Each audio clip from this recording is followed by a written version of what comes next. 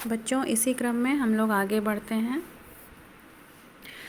कि जैसा आपको यहाँ पर ये दिख रहा होगा, like tends to beget like, means कि व्यक्ति या कोई भी जीव अपने ही समान जीव को उत्पन्न करता है। तो जो सभी जीव जो हैं वो प्रजनन के द्वारा अपने ही समान संतानों को जन्म देती हैं। तो ये सब जो लक्षण समानताओं वाले लक्षण हैं जो जनकों से अपनी संतानों में संचारित होते हैं, उन्हें ही हम कहते हैं आनुवांशिक लक्षण, और इनके वाहक होते हैं जीन्स। ठीक है। और दूसरी चीज़ ये कि जैसे आपने देखा होगा कि एक ही माता पिता की अगर 2 संतानें हैं या 3 संतानें हैं, तो वो अपने माता पिता से कुछ लक्षणों में मिलती हैं और कुछ लक्षण जो हैं वो उनमें असमान होते हैं, जो कि माता पिता से नहीं मिलते हैं। तो इन्हें ही हम कहते हैं असमानता या विभिन्नताएं, या इंग्लिश में इन्हें हम वेरिएशंस कहते हैं। ठीक है। तो वंशागति के अंतर्गत हम लोग समानताओं के विषय में भी पढ़ेंगे, जो समान लक्षण हैं, और जो विभिन्नताएं हैं जनकों और संतति के बीच में, उन्हें भी हम इस चैप्टर के अंतर्गत पढ़ेंगे। तो बच्चों, जो ये जीव विज्ञान की शाखा है जिसके अंतर्गत हम लोग आनुवांशिकता भी पढ़ते हैं और विभिन्नताएं भी पढ़ते हैं, उस शाखा को हम आनुवांशिकी कहते हैं। ठीक है। और इस गुण को हम क्या कहते हैं? आनुवांशिकता। और ये जो प्रक्रिया है जिसके द्वारा ये आनुवांशिकता चलती रहती है जनकों से संतति में, फिर उनसे उनकी संतति में, इसे हम कहते हैं वंशागति। आगे बढ़ते हैं हम लोग। ये मैंने आपको बता दिया कि किस शाखा को हम आनुवांशिकी कहते हैं, जिसके अंतर्गत हम समानताएं और विभिन्नताएं जो कि माता पिता और उनके संतति के बीच में होती हैं, उसे ही हम, उस शाखा को ही हम आनुवांशिकी कहते हैं। और आनुवांशिकी शब्द किसने सबसे पहले दिया था? वैज्ञानिक विलियम बेटसन ने 1905 में। इसलिए हम विलियम बेटसन को फादर ऑफ एनिमल जेनेटिक्स, ठीक है, जंतु अनुवांशिकी के पिता के रूप में जानते हैं। और भी हम कुछ वैज्ञानिकों के विषय में देख लेते हैं। T.H. मॉर्गन, इन्हें हम फादर ऑफ एक्सपेरिमेंटल जेनेटिक्स या प्रयोगात्मक अनुवांशिकी के जनक के रूप में जानते हैं। इसके बाद आते हैं सबसे महत्वपूर्ण व्यक्ति जिन्होंने आनुवांशिकी की नींव रखी और आनुवांशिकी को जिन्होंने सबसे ज़्यादा बढ़ावा दिया, उनका नाम है ग्रेगर जॉन मेंडल। इन्हें ही हम आधुनिक आनुवांशिकी के पिता के रूप में जानते हैं। इसके बाद आते हैं सर गैरर्ड। इन्हें हम फादर ऑफ ह्यूमन जेनेटिक्स या मानव अनुवांशिकी के पिता के रूप में जानते हैं। इन्हें फादर ऑफ बायोकेमिकल जेनेटिक्स यानी जैव रासायनिक अनुवांशिकी के पिता के रूप में भी जाना जाता है। इसके बाद हम लोग देखते हैं विभिन्नताओं की क्या परिभाषा है। जो माता पिता और संतानों के बीच में जो लक्षण इनमें नहीं मिलते हैं, जो अलग होते हैं, असमान होते हैं, उन्हें ही हम वेरिएशंस या विभिन्नताएं कहते हैं।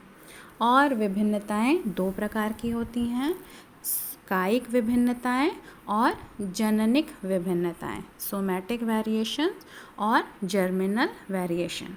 तो पहले हम लोग देख लेते हैं कायिक विभिन्नताएं क्या हैं। कायिक शब्द अब आप लोग जान चुके हैं, इसके विषय में हम लोगों ने चैप्टर 1 से ही पढ़ना शुरू किया था। तो कायिक का मतलब जो हमारी काया से संबंधित है। तो जो विभिन्नताएं वातावरण के प्रभाव से शरीर की रचना में उत्पन्न होती हैं, उन्हें हम कायिक वेरिएशन या कायिक विभिन्नताएं कहते हैं। और ये लक्षण जो हैं, ये जो विभिन्नताएं होती हैं, वो एक पीढ़ी से दूसरी पीढ़ी में संचारित नहीं होती हैं। ये केवल उस जीव विशेष में ही हमको दिखाई पड़ती हैं। दूसरी है जननिक विभिन्नता। ये विभिन्नताएं जो हैं वो हमारे जनन द्रव्य में पाई जाती हैं, ठीक है, जिसे हम जर्म प्लाज्म कहते हैं। और ये कहाँ पर है? नर में शुक्राणु में है और मादा में अंड में, ठीक है। और प्लस डीएनए और उसके क्रोमोसोम यानी गुणसूत्र, जीन्स इत्यादि में, इन सब में जो भी अंतर या असमानताएं उत्पन्न होंगी वो सब कहलाएंगी जननिक विभिन्नताएं, ठीक है। और ये विभिन्नताएं आनुवांशिक होती हैं, मतलब कि इनमें जो चेंजेस होते हैं वो एक पीढ़ी से दूसरी पीढ़ी में भी संचारित होते हैं। तो ये हमारी हो गई विभिन्नताएं या असमानताएं। अब हम लोग आगे बढ़ते हैं। अब हमारा टॉपिक है जिसमें हम ग्रेगर जॉन मेंडल का एक संक्षिप्त परिचय पढ़ेंगे। बच्चों, एग्ज़ाम में, बोर्ड एग्ज़ाम में कभी कभी इनके विषय में इनका परिचय लिखने को आता है या इनके विषय में कुछ टिप्पणी करने को आता है, तो वो आपके लिए ये सहायक होगा जो मैं बताने जा रही हूँ कि इनका जन्म ग्रेगर जॉन मेंडल, ये इनका पूरा नाम था। वैसे हम लोग मेंडल के नाम से भी इनको ये प्रयोग करते हैं, लेकिन इनका पूरा नाम ग्रेगर जॉन मेंडल था। इनका जन्म 22 जुलाई 1822 में ऑस्ट्रिया के शहर में हुआ था, वियना शहर में, और जिसे अब हम चेकोस्लोवाकिया के नाम से भी जानते हैं, या चेक गणराज्य। तो वहाँ पर इनके माली परिवार में इनका जन्म हुआ था और 1840 में फिर जिम्नेजियम से इन्होंने ग्रेजुएशन की उपाधि प्राप्त की थी। और उसके बाद फिर इन्होंने मैथमेटिक्स में, नेचुरल साइंस में इन्होंने अध्यापन का भी कार्य किया। फिर वहाँ से लौटने के बाद 1843 में ऑगस्टेनियम मोनास्ट्री यानी चर्च में ये एक पादरी के रूप में भी इन्होंने कार्य किया। फिर वहीं पर इन्होंने मटर के पौधे पर, जिसे हम इंग्लिश में गार्डन पी कहते हैं, इसका वैज्ञानिक नाम है पाइसम सटाइवम, इसी पर इन्होंने अपना पूरा आनुवांशिकी का अध्ययन किया। इनमें संकरण के प्रयोग कराए। इसके विषय में आपको मैं अभी डिटेल में बताऊंगी संकरण क्या है। और इनका ये प्रयोग 1856 से 1864 तक चलता रहा। अनवरत इन्होंने कई पीढ़ियों, मटर पे पौधे की कई सारी प्रजातियां, कई पीढ़ियों तक इन्होंने प्रयोग कराए। इसके बाद इन्होंने अपने कई सारे प्रयोगों के बाद एक निष्कर्ष निकाला, जो कि 1866 में एक पुस्तक थी, the annual proceedings of natural history society of Brunn में वो प्रकाशित हुई। लेकिन ये जो है, चूँकि 1966 में ये पुस्तक में ये इनका सारा प्रयोग, जो निष्कर्ष इन्होंने निकाले, वो प्रकाशित हुआ, लेकिन जब इनको उसकी प्रसिद्धि मिलनी थी या वो चर्चा में आया, उसके पहले ही उनकी मृत्यु हो गई, यानी 1884 में इनकी मृत्यु हो गई।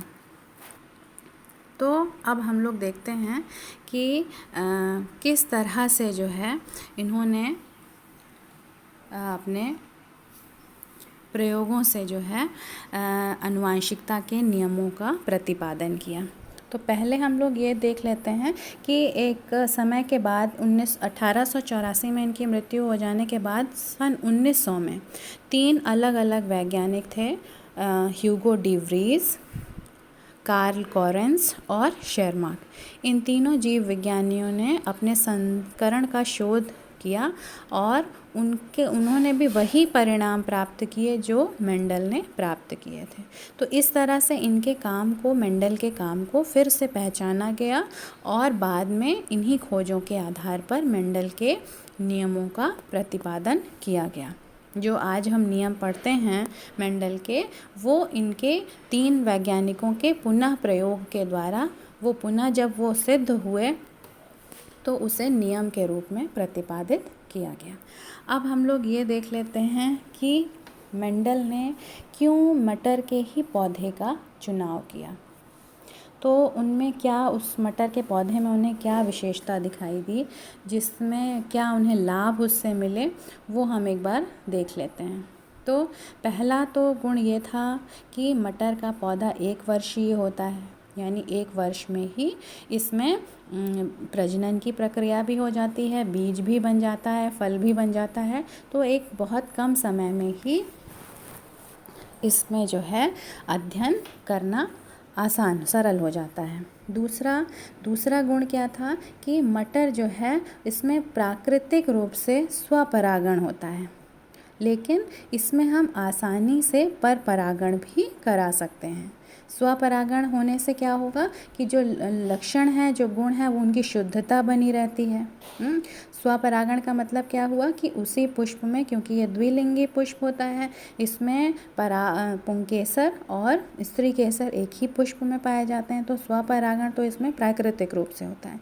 लेकिन अगर हम चाहें कि इस पौधे में हम परपरागण करा सकें तो वो भी बहुत ही सरल होता है। तो परपरागण कराने के लिए हमें इसमें से पुंकेसर को हटा दें अगर हम, या उसको किसी तरह से बांध दें कि उसके परागकण उसी के स्त्री केसर पर ना गिरें, तो ये प्रक्रिया जो है वो आसानी से मटर के पौधे में संभव है।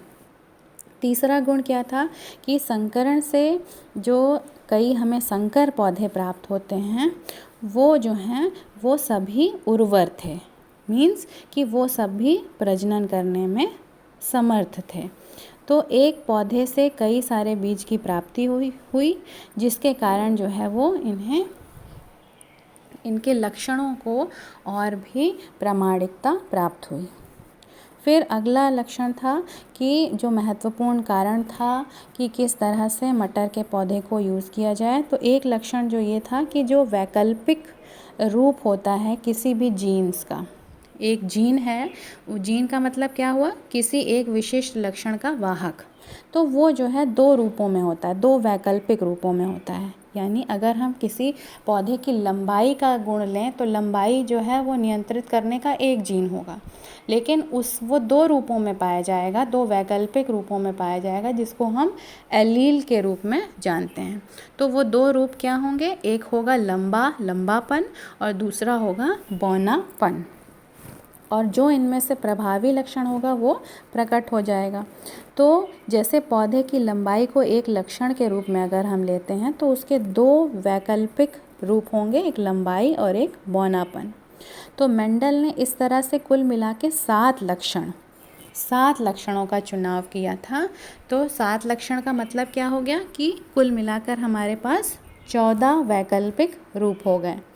तो जिसके विषय में अभी मैं आपको बताऊंगी कि वो 7 लक्षण कौन कौन से थे।